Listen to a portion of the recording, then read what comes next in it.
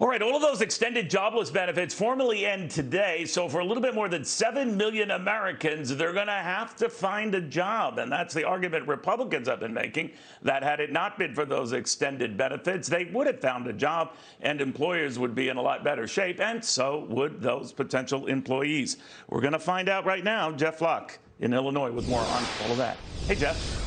Lots of jobs out there in need of people to fill them. And you can imagine the moving business is one of the industries that is tremendously labor intensive.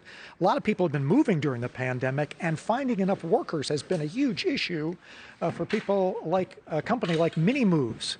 John Alianello, president, and been in the moving business how many years? Just over 35 years.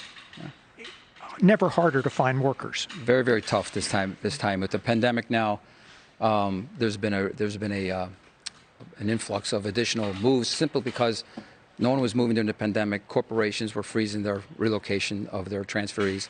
Now in 2021, it's really difficult now with all of the activity we have and the lack of labor. I was going to say lack of labor. You're hopeful that with the end of these additional benefits, and by the way, Neil, you know, we talk about what are these benefits? Well, there was 4 different separate programs. One for gig workers, part-time workers that wouldn't typically be eligible for unemployment. There was an extension of benefits, longer time. There was a supplemental payment of $300, and then mixed earners got another $100. Right. That really left a lot of people at home.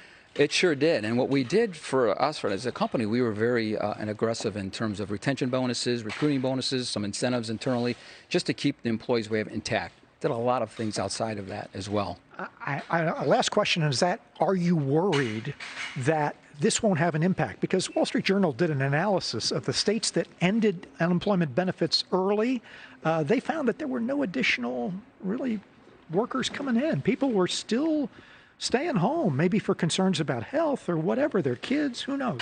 I think that plays a role. We're optimistic, though, about Chicago area bringing people in to work. So we've got some good incentive programs. As long as we practice those incentive programs and we preach them, I think we'll be fine this fall. Okay. Optimism, Neil.